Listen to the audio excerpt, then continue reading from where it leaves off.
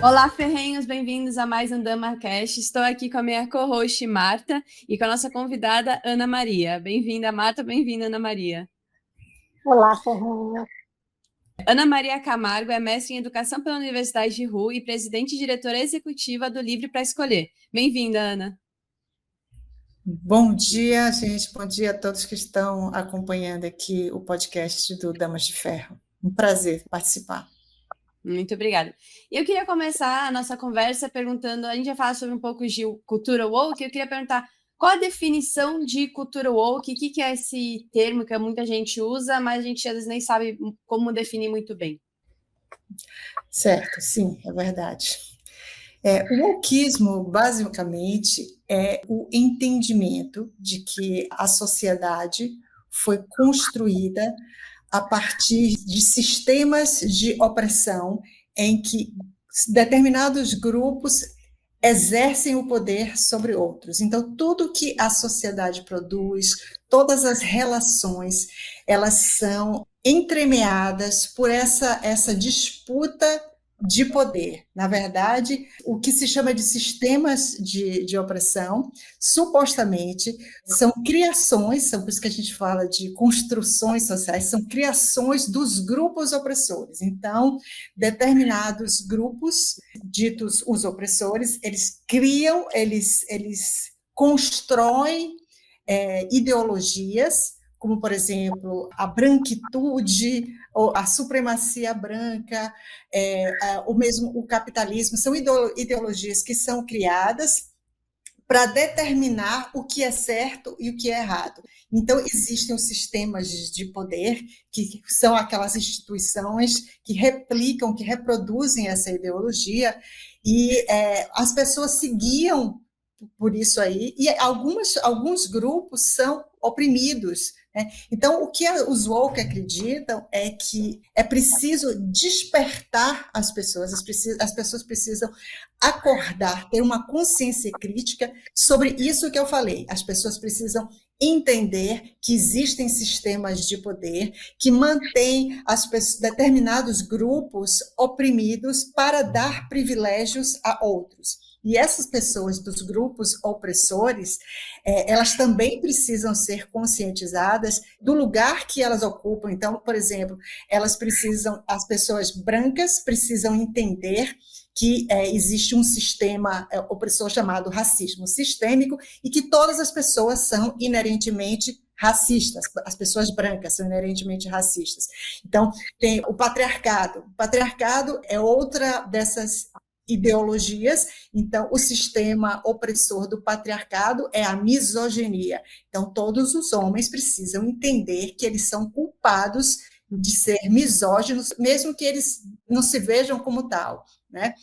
Então, a missão dos woke é fazer com que os outros despertem para essa consciência crítica, esse é o primeiro passo, e o segundo, que se engajem em uma luta contra esses sistemas de poder, né? Então, eles querem que as pessoas despertem, que elas entendam ou que elas são opressoras, racistas, misóginas, homofóbicas, transfóbicas, e que, a partir daí, elas ajam, elas se aliem aos grupos oprimidos na luta contra esses sistemas de poder. Isso é uma crença, eu e vários outros teóricos interpretam o wokeismo como uma seita. Eles não se baseiam em construtos racionais. O que os move é uma miscelânea de crenças, de teorias que eles juntam de uma forma sincrética. Eles criam essa seita, essa doutrina, é uma doutrina, porque não há nenhuma racionalidade, é uma doutrina que eles pregam e que eles atuam como sectários mesmo, bem fundamentalistas. Eles tratam as pessoas, por exemplo, que deveriam já se reconhecer como oprimidas e que não o fazem. Elas tratam essas pessoas como hereges, são traidores, são hereges que precisam ser punidos. As outras pessoas, aquelas que são opressoras, elas precisam confessar a sua culpa. Então, existe uma série de simulacros, de processos, de demonstrações que as pessoas precisam fazer. Então, eles seguem, de fato, os princípios das doutrinas, Uhum. muito Não, mais do e que é uma ideologia. Uhum. Acaba virando um discurso, quase um discurso de ódio, né? Porque você tem um grupo jogado contra outro grupo. Então, é a vítima e o opressor. Quando você coloca Sempre, essa sempre. característica em todo um grupo de pessoas, isso, eu imagino ainda mais uma cabeça de criança, numa cabeça ainda que não está completamente desenvolvida, que ainda não consegue assimilar tudo do mundo, eu imagino que isso seja bem danoso, né? Para essa pessoa que se considera como vítima, tanto para a vítima quanto para o opressor, porque você acaba virando uma batalha de nós contra eles, e isso Sempre. não é nada saudável, não é mesmo? Não, não é nada saudável. E a ideia é justamente essa, é pegar, começar cedo com as crianças, para que elas se entendam, é, elas acordem, elas despertem para o seu papel. Ou você é uma pessoa, uma criança, pensa aí, uma criança, 4, 5 anos de idade, ela tem que começar desde cedo a entender, se ela for branca, ela tem que entender que ela é racista e que ela precisa se aliar na luta contra o seu próprio racismo, que o coleguinha negro dessa criança branca é alguém que ele oprime mesmo sem saber. Por outro lado, a criança negra, ela precisa entender que ela é uma vítima e que por mais que ela dê o melhor de si, que ela se esforce, ela jamais vai ter o mesmo respeito que o indivíduo branco, porque existem esses sistemas opressores que a obrigam a ficar naquele lugar. Então, imagine uma sala de aula onde há crianças negras e brancas, que situação, que manipulação psicológica é feita e o estado que as crianças ficam depois disso. É meio absurdo, né? E assim, o woke, o termo, obviamente, não é toda a ideia, mas foi criado nos Estados Unidos e espalhou, que a gente está vendo também os efeitos disso. Eu acho que ele liga muito com o pensamento da esquerda, então não dá nem para falar que foi inventado, acredito que não. Mas como que está hoje essa cultura woke, esse wokeismo nas escolas? Você acha que eles conseguiram se enraizar bem? Você acha que eles já pegaram uma cultura que já existia antes e mudaram algumas coisas para ser woke? O quão forte isso é hoje em dia nas escolas, principalmente pensando para crianças mais jovens? Nos Estados Unidos, bastante forte, bastante forte. Isso surgiu mais fortemente a partir do 2014, 2015, com o surgimento, com o fortalecimento do que eles chamam de aprendizagem socioemocional, que é uma abordagem supostamente pedagógica, em que os professores se utilizam das disciplinas curriculares para introduzir ideias woke para crianças. E isso, como eu falei, principalmente a partir de 2014, 2015, mas quando chega em 2020, com a morte do George Floyd lá nos Estados Unidos, isso tomou proporções realmente catastróficas.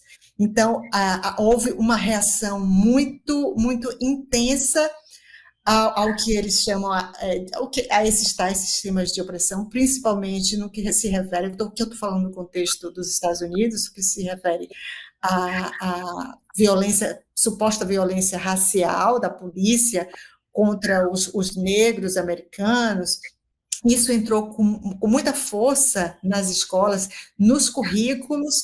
Os currículos de aprendizagem socioemocional, eles estão completamente tomados por essa abordagem, e crianças desde pequenas. E aí existem outros ramos, além da questão racial, existe uma parte do wokeismo, uma parte dessa seita, eu digo que é um ramo da seita woke, que é o ramo queer, cujo sistema opressor, como tem o racismo sistêmico na questão da raça, para os queer, o sistema opressor é a cis-heteronormatividade.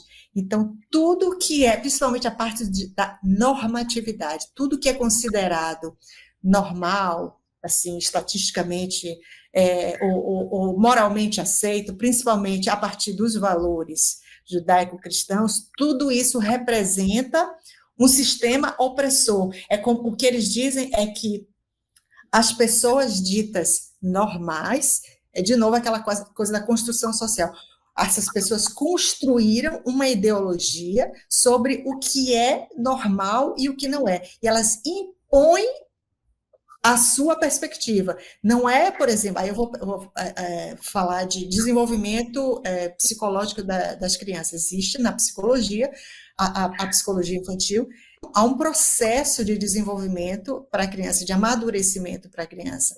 E o que os woke queer dizem é que isso é uma imposição, que isso é, na verdade, tolher a liberdade de desenvolvimento das crianças, e aí a gente já imagina onde isso vai parar, né? Então não existe, para eles não existe isso de não é normal uma criança se expressar sexualmente, não é normal. Para eles, não existe isso do que é normal, do que é legítimo, do que é moralmente aceito. Qualquer coisa é. Então, essa chegada da teoria queer, dessa abordagem nas salas de aula, também já chegou. Então, você vê crianças pequenas em que os professores, que na verdade são ativistas, né? Eles chegam na sala de aula para falar, olha, que a gente não sabe se as crianças são meninos ou são meninas, ou não são nada disso, ou são as duas coisas. Então, desde cedo, isso é levado para as crianças, para que elas, antes de terem a capacidade de responder a isso, elas sejam doutrinadas para acreditar que não existe isso, que isso não existe, isso não é normal, que o fato de você ter nascido com órgãos sexuais de um determinado, ou femininos ou masculinos, isso absolutamente não determina quem você é. Isso eles estão levando para as escolas, está nos currículos. Então, respondendo a sua pergunta, em que medida isso está? Está nos currículos, né? E está também nos documentos oficiais das organizações supranacionais, como, por exemplo, da Unesco, que fornece orientações para trabalhar com crianças na sala de aula. E a gente precisa lembrar que o Brasil tem acordos com a Unesco para avançar essa agenda. Há acordos do Estado brasileiro com a Unesco para avançar essa pauta, visando a Agenda 2030 da ONU. A gente não sabe como isso está nas escolas brasileiras, a gente não tem dados. A gente tem os dados dos Estados Unidos, a gente não tem dados do Brasil. O que a gente sabe é que isso já está nos documentos oficiais. Em que ponto isso está efetivamente sendo concretizado nas salas de aula, a gente não sabe. Uma coisa que é meio revoltante, né? Pode falar, Marta.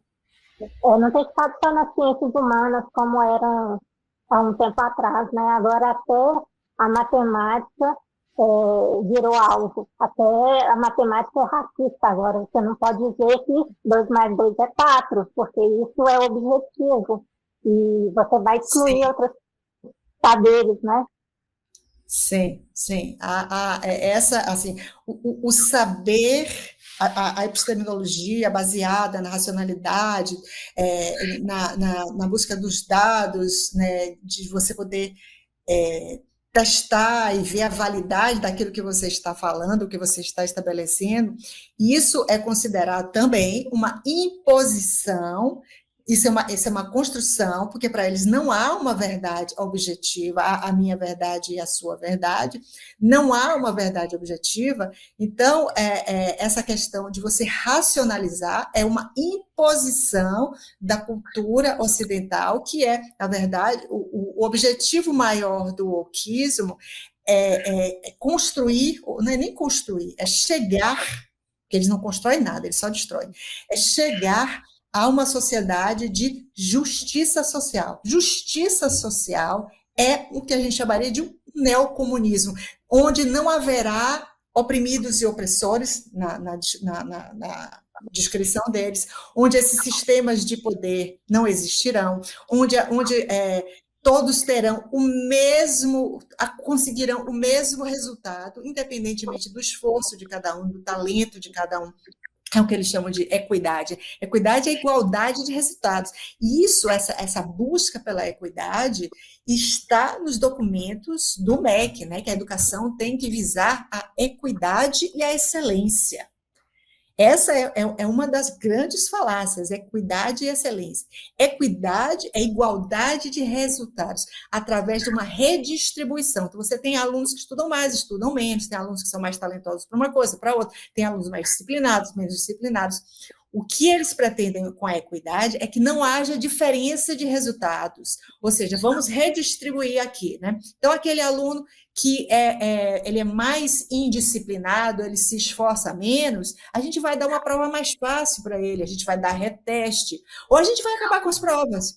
E aquele que se destaca mais, aquele que é excelente, a gente vai limitar as oportunidades para que ele mostre a sua excelência. Então, ele vai ter menos chances de demonstrar, ele vai ter algumas atividades que ele não vai poder participar, porque senão ele vai mostrar mais a excelência. O objetivo final da equidade é ter uma igualdade de resultados, né?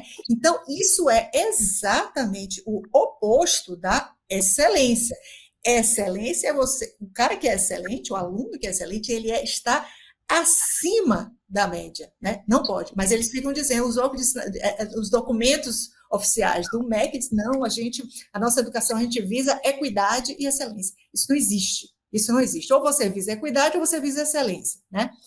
Mas são esses termos que eles usam para enganar as pessoas, né? De mostrar que é uma coisa boa. Equidade é a igualdade de resultados a partir de uma redistribuição. O nome disso é socialismo, é você redistribuir e deixar todo mundo no nível mais baixo possível.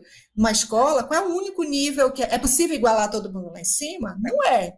Aliás, em lugar nenhum. Na escola, mais difícil ainda, né? As pessoas, como eu falei, as pessoas se esforçam de maneiras diferentes, têm oportunidades diferentes, têm talentos diferentes, né? E o que eles querem é igualar. Olha, você está vendo aqui na nossa escola, não tem isso de crianças tirarem 10 e outras tirarem 0. Todas tiram 3. Todas tiram 2. Olha que maravilha. Ninguém sabe nada. Então, evita-se nos Estados Unidos, isso inclui, por exemplo, a ausência de punições mais rígidas para alunos que são violentos, que são agressivos, porque se você pune, isso fica registrado lá no cadastro do aluno, eles alegam que acabam punindo mais os estudantes negros do que os brancos. O que eles fazem, então, é vamos tolerar tudo, não vamos denunciar nada, nenhum aluno, não vamos registrar nenhuma agressão, porque aí, quando a gente tiver o documento da escola, a gente vai dizer, olha, na nossa escola não tem isso de alguns alunos serem mais agressivos do que outros. De novo, então, eles equalizam tudo. As expectativas, tanto acadêmicas quanto disciplinares, para todos os estudantes são baixíssimas, que aí todos atingem do mesmo jeito.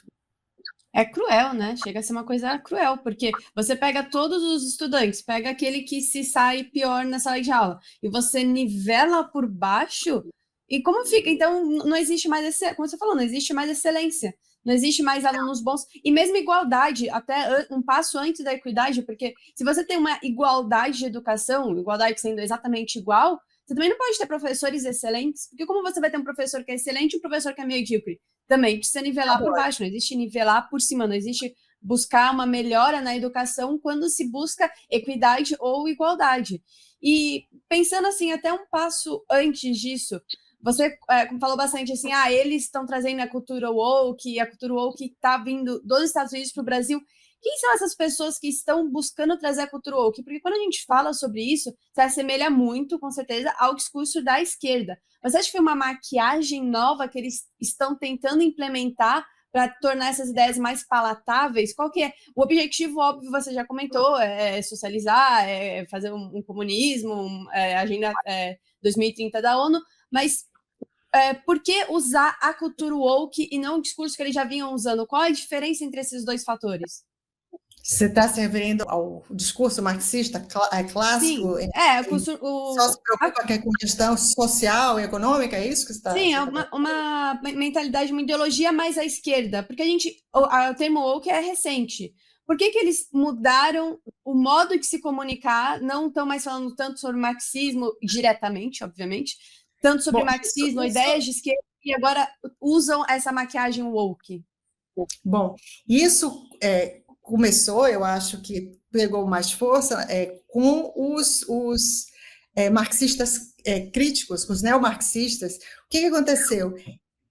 Eles deram uma resposta, quando surgiu o marxismo crítico, a teoria crítica, foi justamente uma resposta a esse marxismo clássico que se preocupava com a questão socioeconômica apenas, e foi um fracasso, né? A União Soviética acabou, enfim, isso fracassou, e aí nos anos, a União Soviética acabou depois, mas mesmo antes disso, o marxismo na China, não, o que eles não conseguiam, eles não estavam conseguindo atrair as pessoas pela questão socioeconômica. O cara mais pobre, ele queria trabalhar, ele percebia que se ele trabalhasse um pouco mais, aí de novo a gente está falando do contexto dos Estados Unidos, ele trabalhava mais, ele começava a ascender e chegar a uma classe média. E isso era a ambição dele. Ele chegava ali, ele ficava feliz. Então, o Herbert Marcuse,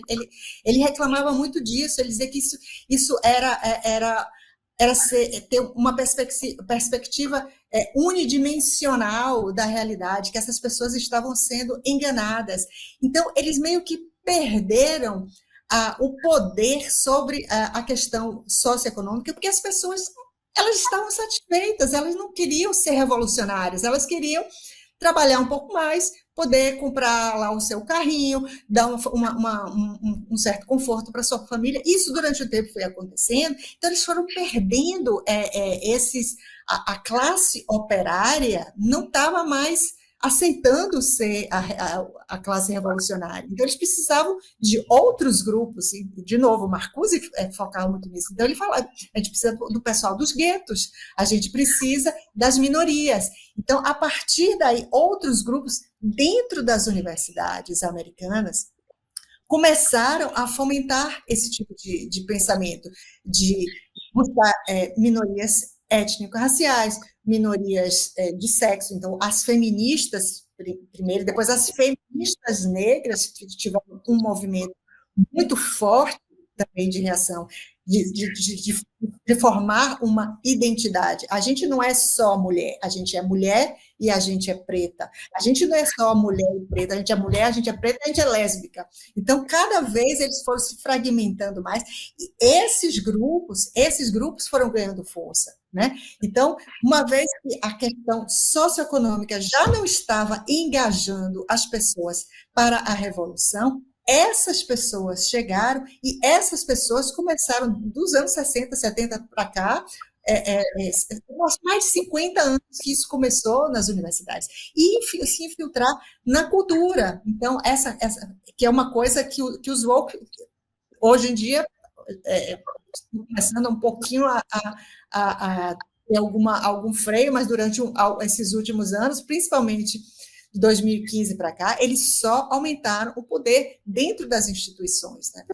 Na educação, na família, na mídia, e mesmo dentro dos serviços públicos, da máquina pública, eles penetraram muito. E os brasileiros, a gente tende a copiar muito o que vem da academia americana. A gente traz para cá, e aí isso aumentou muito. Eu me lembro, eu estava na UFBA em 96, repare que faz tempo, começando um mestrado em teoria da literatura, e o que me apareceu para ler, assim, os autores que me cabia ler e estudar para uma das disciplinas que eu tinha que fazer, a lista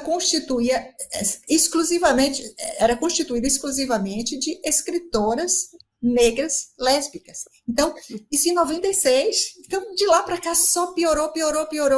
Eles se espalharam, isso é da UFBA, na UFBA.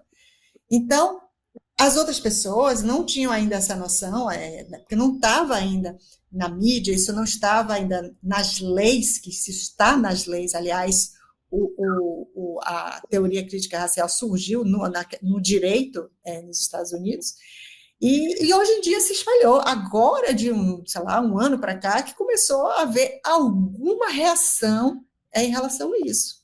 Olá, ferrenhos! Sabia que estamos em diversas plataformas digitais? No YouTube, Spotify, Instagram e principalmente nosso site, encontrando vários artigos envolvendo a liberdade ou a falta dela. Não perca tempo e acesse damasdeferro.com.br e em nosso Instagram, @Instituto Damas de Ferro. Mas você comentou sobre essa segmentação de vários grupos que a cultura woke acaba trazendo. Você não acha, uma coisa que eu vejo um pouco hoje em dia, eu queria saber a sua opinião sobre isso, você não acha que isso acaba tendo efeito oposto que eles buscam no longo prazo? Porque quando você segmenta muito, se o grupo tem o mesmo objetivo, sendo mulher, sendo negro, se não sendo homem, branco, enfim, o que for, se tudo é esquerda, tudo é woke, tem o mesmo objetivo, quando você separa em grupos, você não acaba criando uma briga interna e movimento tende, na minha visão, né, eu gostaria de saber a sua opinião, tende por si só acabar se corroendo por dentro? Certamente. Isso é bem visível na questão do feminismo com o movimento trans, né? Uhum. Então, há um embate aí bastante forte daquelas que defendem os direitos das mulheres com aqueles que defendem o movimento do que eles chamam de mulheres trans, né? Uhum. Então, na disputa dentro dos esportes, ou na disputa por poder, houve faz mais tempo, acho que tem uns 2 ou 3 anos, tinha um cargo eletivo na Inglaterra, numa cidade pequena na Inglaterra, eram órgãos para gerir os interesses das mulheres, tal, não me lembro exatamente o quê, e a pessoa que foi eleita foi uma pessoa trans, que se dizia mulher, né? Que tinha feito a transição há pouco tempo, então houve toda uma reação das mulheres. Como assim essa pessoa que até outro dia era homem, ela vai nos representar? Então, esses embates, a partir dessas contradições, acontecem sim com frequência, principalmente nesses dois grupos de mulheres feministas com as trans. Inclusive, eles têm um apelido, não sei se eu vou lembrar agora, que eles chamam os trans chamam as mulheres, eu não vou lembrar agora, é uma sigla em inglês, que eles se odeiam, aquelas feministas mais hardcore e os trans, eles se odeiam. A gente viu, para mim, um caso emblemático é da J.K. Rowling, né, da autora do Harry Potter, que tinha uma visão um pouco mais à esquerda, mas era completamente contra você ter mulheres trans assumindo o lugar das mulheres, né? E aí houve toda essa guerra, ela foi cancelada. Nossa, ela foi canceladíssima, ameaçada de morte. Foi? Sim. Mas acho que isso acaba até aumentando um pouco a popularidade. Por isso que eu falo, isso acaba tendo um efeito contrário ao que eles buscam. Porque a J.K. Rowling tinha um viés mais à esquerda. A partir do momento que você separa em grupos e um começa a bater no outro, acho que ela pensa, putz, eu acho que eu não sou desse espectro, talvez eu seja do outro. E acaba empurrando a pessoa de volta para a direita ou para um lado mais conservador, liberal, enfim. Mas voltando para a educação, essa geração Z, essa geração mais atual, se um pai que tem um filho hoje na escola, o que ele pode estar fazendo? Porque eu acho que é um pouco desesperador, pensando na cabeça de um pai que tem uma criança, ou às vezes mesmo uma pessoa que não quer hoje ter filho porque vê essa situação atual. O que a gente pode fazer para tentar contornar isso, tendo que muitas famílias não têm nem condição financeira para conseguir escolher, para ser livre para escolher, né, a escola do seu filho? É mais difícil do que a gente imagina, porque não se trata apenas de ter condição financeira, porque o wokeismo está presente em todas as escolas, públicas e privadas, porque o wokeismo está fundamentalmente presente na formação docente. Os mesmos professores que ensinam nas escolas públicas e nas escolas privadas, Eles têm a mesma formação, é uma formação cada vez mais woke, como eu falei. A doutrina woke está presente nos documentos oficiais do MEC, né? Então, a formação docente, ela é muito baseada na doutrina woke. Então, aquele pai que quer que o filho não seja doutrinado pelos woke, ele pode pensar assim, se ele tiver dinheiro, ele vai matricular numa escola woke. Desculpa, uma escola privada. Periga ser muito mais woke até do que uma outra escola, uma escola pública. Talvez a chance seja uma escola religiosa, o que também não é garantia, porque na própria BNCC existem objetivos estabelecidos na BNCC que são bastante woke, né? Que você tem que trabalhar com os estudantes, ter uma educação para a diversidade, educação para direitos humanos, educação para a sustentabilidade socioambiental. Se você for olhar o que é cada uma dessas coisas, não é exatamente o que o pai e a mãe estão pensando. Então, muitas vezes, os pais, é difícil essa luta, porque os pais e as mães, eles sequer se dão conta do que está acontecendo. Então, eles não entendem o que são as palavras. Então, quando a pessoa ouve assim, a nossa escola preza pela equidade e pela excelência. Vai ler aquilo ali, acha sensacional. Então, equidade, massa, acha que é uma coisa bacana. Palavra bonitinha. Quem que não vai querer? Quer dizer o quê? Que meu filho não vai ser tratado de maneira diferente. Então, ele tem lá a dificuldade dele, mas, né, ele vai achar bom. Então, são diversos termos que os pais, as mães, não identificam. Então, está lá no currículo da escola. Nossa escola valoriza a diversidade. O pai, a mãe, olha aquilo ali, acha ótimo, que bom, né? Eu também acho que as pessoas têm que valorizar a diversidade, pessoas com ideias diferentes, pessoas que possam exprimir os seus pensamentos de maneira livre. Isso é exatamente o oposto de diversidade. Diversidade é pensamento hegemônico. Diversidade é você valorizar que alguém que represente uma identidade, ele seja exclusivamente uma vitrine daquela identidade. Então, o que eu quero dizer com isso? Não basta, para você assegurar a diversidade, não basta ter alunos negros na turma, não basta ter alunos gay na turma.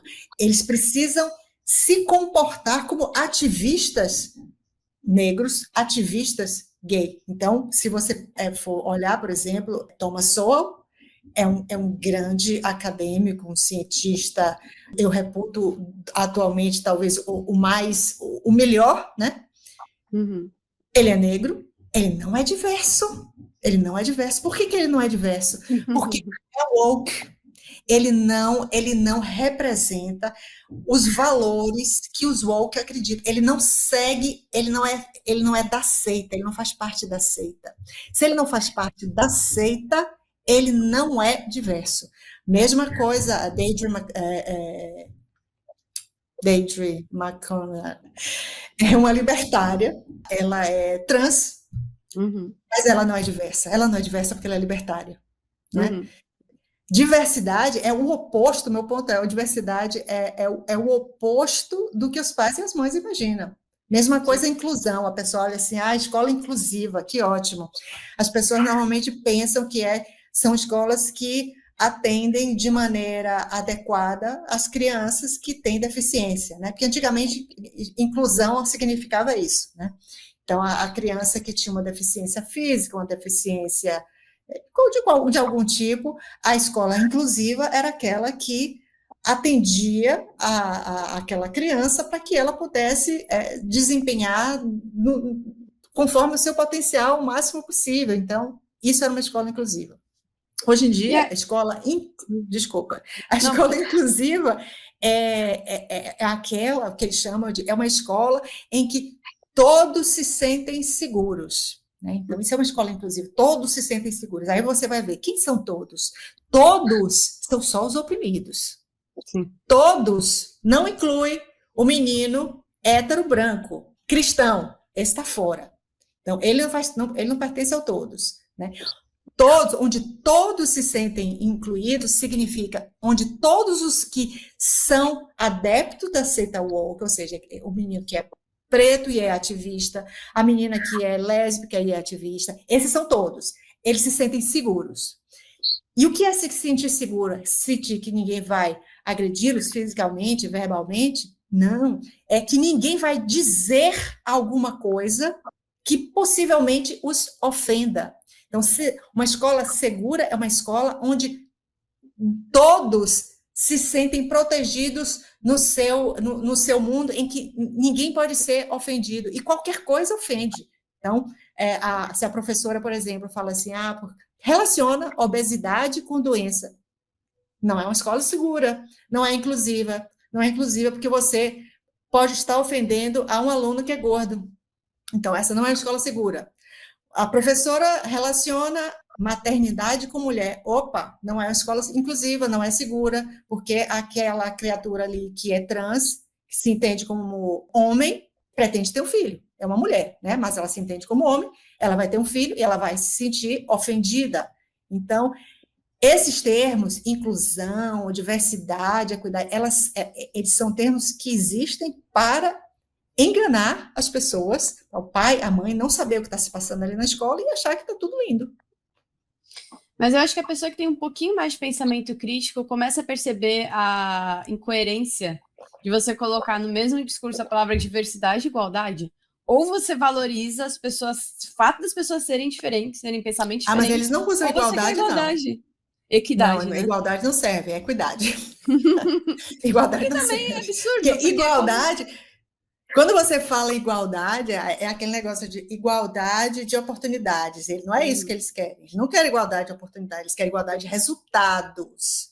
Não é que todos possam acessar a escola, não é que todos recebam dos professores a atenção, a dedicação, a competência do professor. Não é isso. Não é isso. Isso seria igualdade de oportunidade. Ou que uma criança, por exemplo, igualdade de oportunidade é aquela criança que não tem comida em casa, então ele chega na escola com fome, ele não tem a mesma oportunidade que uma criança que chega bem alimentada. Então, uma igualdade de oportunidade seria alimentar aquela criança, garantir que ela tem o mínimo, né? Aí é igualdade de oportunidade. Mas não é isso que eles estão falando, não. Eles estão falando de igualdade de resultados. Eu ainda uso mais nesse sentido como pobreza, né? Porque eu vejo muita esquerda querendo combater a desigualdade, falando em desigualdade mesmo. Vamos combater a desigualdade. Como que a gente faz isso? Nivela. Sendo a mesma oportunidade. Só que quando você fala em dar um alimento e combater o mínimo necessário, você está combatendo a pobreza e não a desigualdade. E aí, para mim, esses termos são muito importantes, porque quando a gente muda o conceito dos termos, igualdade é ser igual, é ser necessariamente igual, ter exatamente a mesma educação, que a gente precisa nivelar por baixo. Um professor ensinar a mesma coisa, todos os professores no Brasil, nas escolas, ensinarem a mesma coisa. Aí você vai ter uma igualdade de ensino, por exemplo. Só que o que a gente precisa combater, na minha visão, não é a desigualdade, sim a pobreza. Então, ter um mínimo necessário em relação à comida, um mínimo de educação, não igual, um mínimo.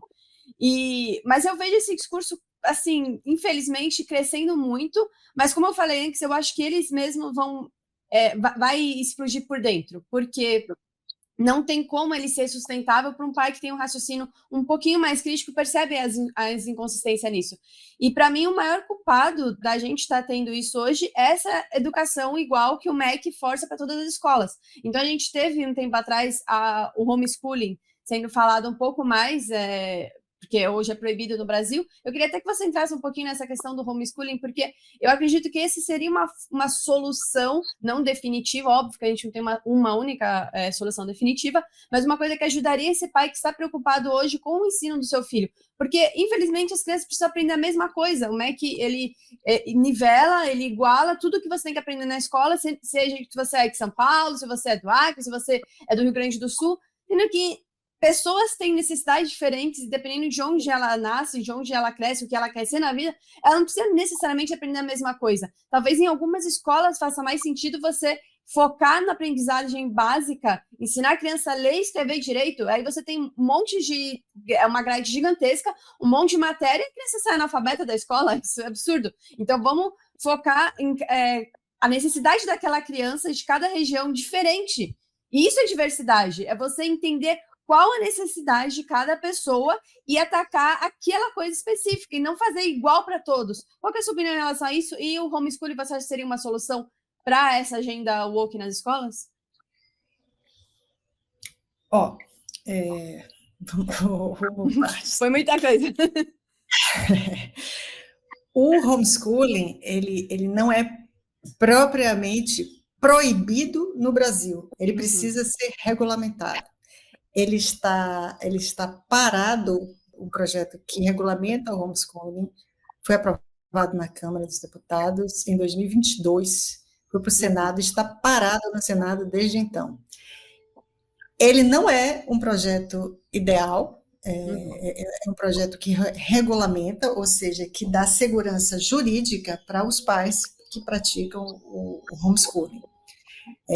Eles precisam, ainda, segundo esse projeto, né, ainda precisam, por exemplo, se submeter a exames nas escolas, as crianças precisam submeter a exames nas escolas, o que significa que precisam seguir a BNCC, né? Mesmo eles fazendo homeschooling, precisam seguir a BNCC. Mas o pai, a mãe que faz homeschooling com seu filho, ele sabe que aquilo ali que está na BNCC, ele tira de letra, ele explica ali rapidinho e faz, enfim, esse não seria o problema, né?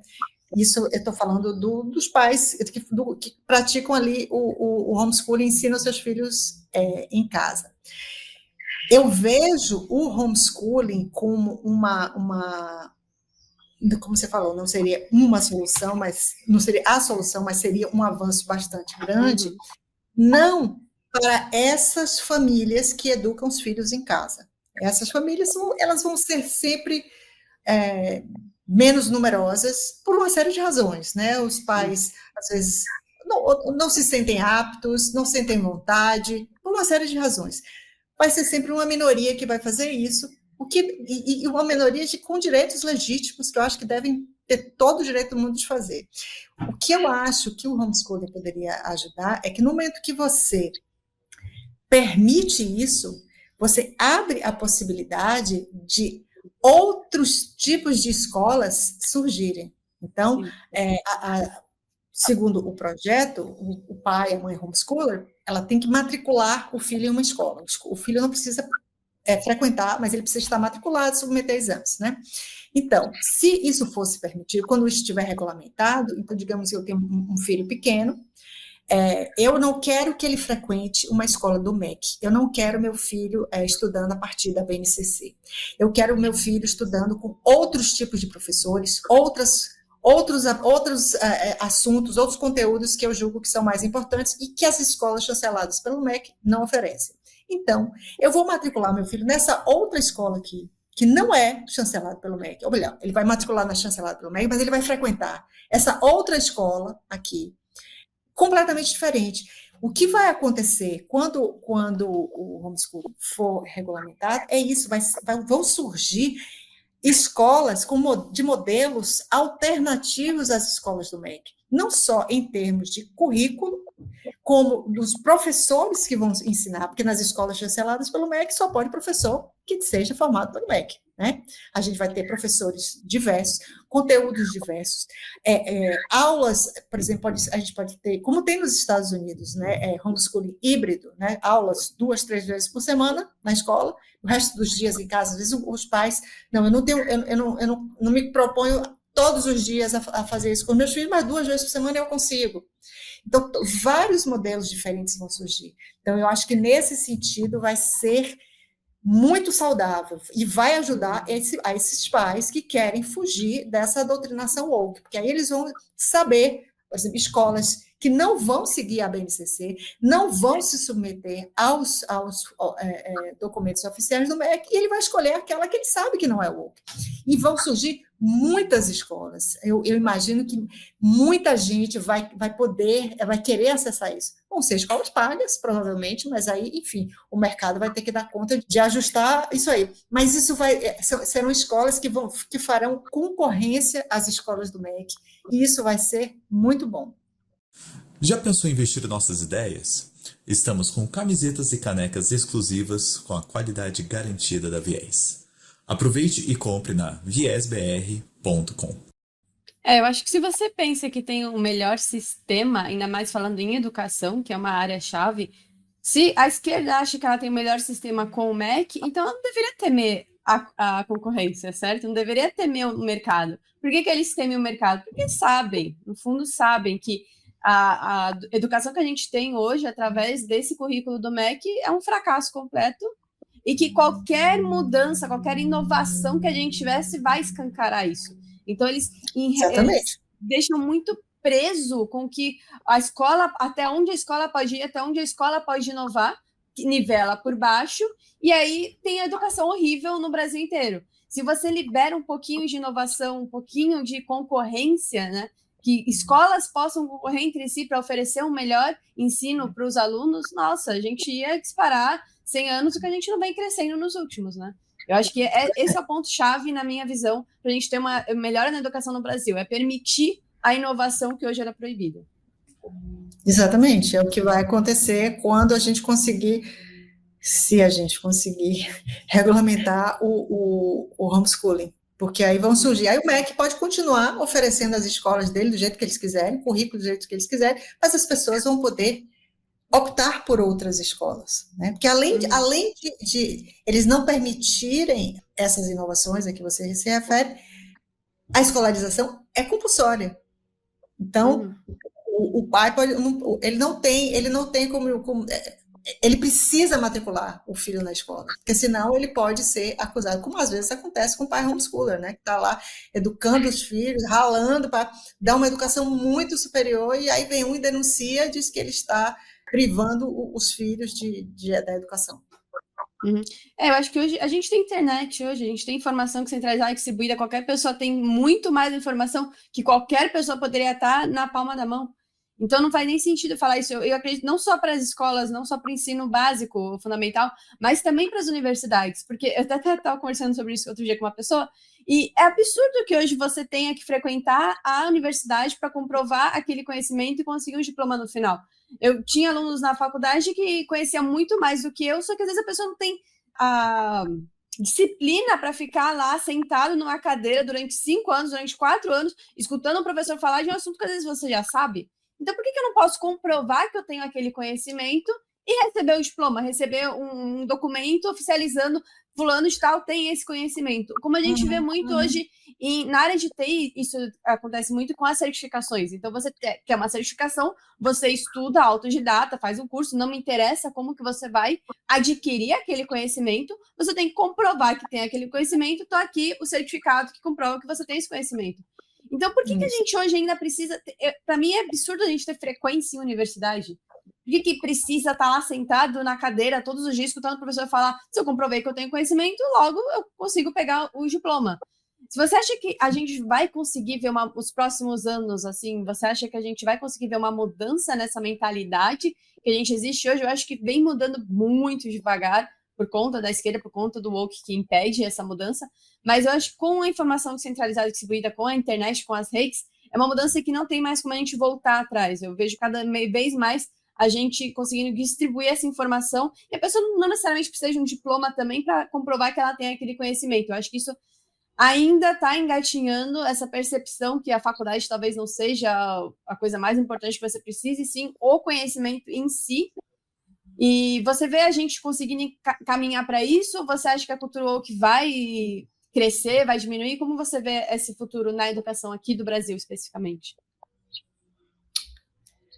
Essa questão que você falou de apenas demonstrar que o seu conhecimento é mais importante do que a sua certificação universitária, isso já acontece, né, em algumas áreas. Você falou a área de TI, por exemplo, eu acho que o mercado valoriza muito mais alguém que demonstra o conhecimento do que alguém que fez, ainda mais com esses cursos cujos conteúdos mudam com uma velocidade enorme, então logo ficam obsoletos. Acho que algumas áreas, sim, outras serão mais resistentes, e isso eu acho que demanda muito mais uma reação do mercado, dos empreendedores, do que propriamente a gente esperar que as universidades, o Estado faça isso, né? Eles não vão fazer. Mas eu acho que, assim como o mercado de TI agiu, outras áreas de empreendedorismo deveriam começar a valorizar isso aí que você falou, né? Por que eu tenho que ter um certificado mostrando que eu frequentei, que eu fiquei sentado na faculdade durante 5 anos, se eu posso te demonstrar que essa é uma iniciativa, esse é um movimento que a sociedade, principalmente aquelas pessoas que empreendem, deveriam fazer, né? Eu não espero que isso surja das universidades ou do Estado. Eu gostaria muito de ver o empresário começar a valorizar isso aí. Então, eu tenho uma empresa, eu vou selecionar as pessoas para trabalhar comigo, e não me interessa, você é formado em quê? Eu quero saber o que você é capaz de fazer. Na verdade, muitas vezes, esse primeiro screening, deixa eu ver se o cara é formado, que os empregadores, que os empresários ainda usam, é menos para saber se o cara tem conhecimento técnico, porque normalmente ele vai chegar na empresa e ele vai ser treinado lá, do que para saber se ele é plenamente alfabetizado. Porque, como a gente sabe, as pessoas que fazem que concluem o ensino médio, né, em uma escola pública no Brasil, menos de 30% consegue escrever adequadamente e entender o que lê. Menos de 4% tem um conhecimento adequado de matemática. Então, quando o empregador ele diz assim, eu quero alguém que seja formado, o que ele está pensando é isso, vai chover aqui um monte de analfabeto. Infelizmente. Então, eu entendo o lado do empregador. Na verdade, ele está tentando fazer uma primeira peneira ali, né?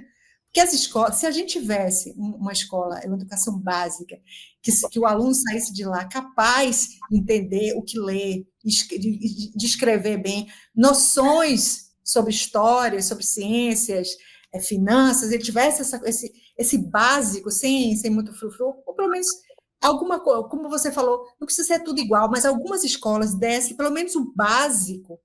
O empregador, ele poderia pegar daquela escola, eu quero aluno dessas escolas que dão esse básico, quando vocês vierem, vocês demonstram aqui algum tipo de habilidade, talento, que sirva para o que eu estou buscando. Mas do jeito que está, é muito difícil você aceitar alguém só com o ensino básico, que não tenha lá nível universitário, porque o cara vai achar que é analfabeto.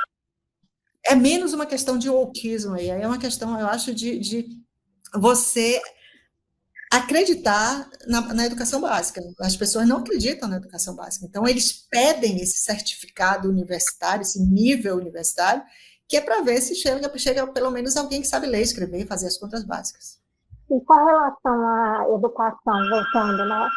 Você acredita que existe uma esperança que a gente pode conseguir combater esse wokeismo no currículo, ou não tem mais volta? Eu acho que tem volta, sim. Eu acho que o que precisa, eu acho, Marta, é informar aos pais o que essas coisas significam, o que essas palavras, esses termos, o que está. Isso precisa ser informado. É muito o que eu faço no meu trabalho atualmente no Livre para Escolher, é tentar informar as pessoas. E uma vez informadas, que essas pessoas mostrar o caminho, vocês precisam pressionar os seus representantes. Como tem rede social, colocar nas redes sociais, deputado não sei quem, o senhor concorda com isso assim, e aí ele bota lá, você concorda com diversidade significa, você concorda com esse procedimento, você concorda que se deve falar sobre sexualidade para crianças de 5 anos de idade, crianças de 5 anos de idade, você concorda que isso aqui é um tema para uma criança de 5 anos de idade na escola? Coloca na rede social do cara lá, do deputado, e pressiona para que ele se posicione.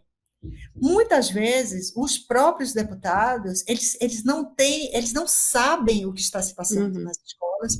Então, é muito difícil, por exemplo, para um deputado chegar e dizer assim, eu sou contra a educação para direitos humanos, né? Eu sou contra. Ele não vai dizer isso. Só que ele não entende que a educação para direitos humanos na escola é educação, é transativismo. É você aceitar que crianças pequenas podem ser menino, menina, ou nada, ou tudo, ou um bicho, ou cada dia ser uma coisa diferente. Então, e aí você precisa respeitar, porque se você não respeitar isso, você está desrespeitando os direitos humanos daquela pessoa. Então, muitas vezes, a educação para direitos humanos é isso, e o deputado, ele não sabe. Então, você tem que colocar lá, na rede social deles, assim, olha, é isso aqui que está acontecendo, é isso aqui que significa, qual é o seu posicionamento? E pressionar. Quando há uma pressão grande, eles se veem na obrigação de dar resposta, né? Então, há alguns que vão legitimamente reagir porque eles não vão concordar com isso, há outros que vão concordar, mas vão ficar meio assim de dizer, eu concordo. Então, todo mundo vai ter que se posicionar de algum jeito. Eu acho que essa é a nossa esperança. Por quê? Esperar que haja uma modificação sem pressão, que o governo tem de estar lá com um projeto de Plano Nacional de Educação, que deve ser discutido esse ano, completamente woke, né? E aí ele vai botar para debater no Congresso Nacional, e as pessoas vão ver isso, excelência, equidade, diversidade.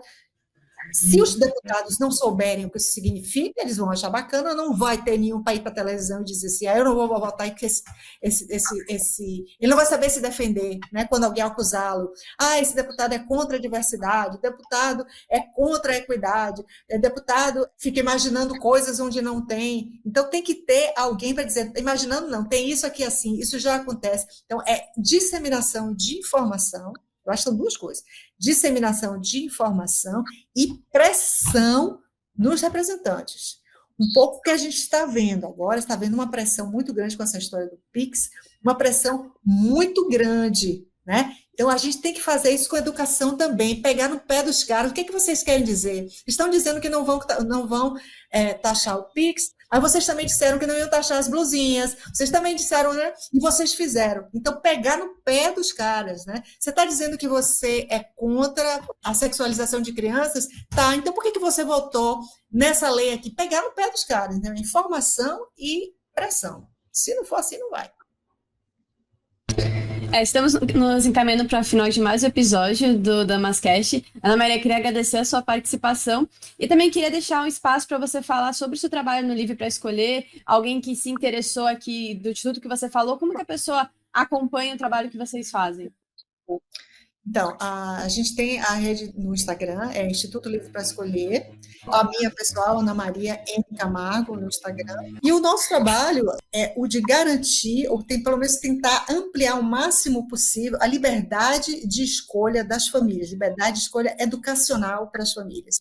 E como eu falei em um momento aqui da nossa conversa, essa liberdade está cada vez mais tolhida pela falta de diversidade na oferta. Toda a oferta educacional, seja ela pública ou privada, hoje em dia é woke.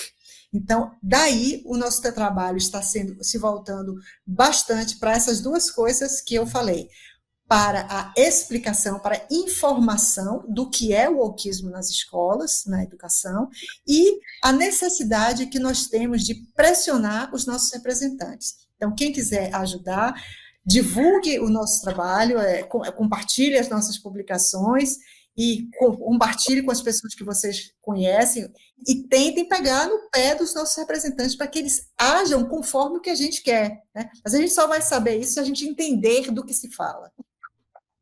Muito obrigada, Ana Maria, pela participação. Obrigada, Marta, por mais um episódio. E Ferrenhos que assistiram até agora, muito obrigada por a sua visualização e até a próxima. Até a próxima. Até. Obrigada. As opiniões do convidado não representam a posição do Damas de Ferro enquanto instituição.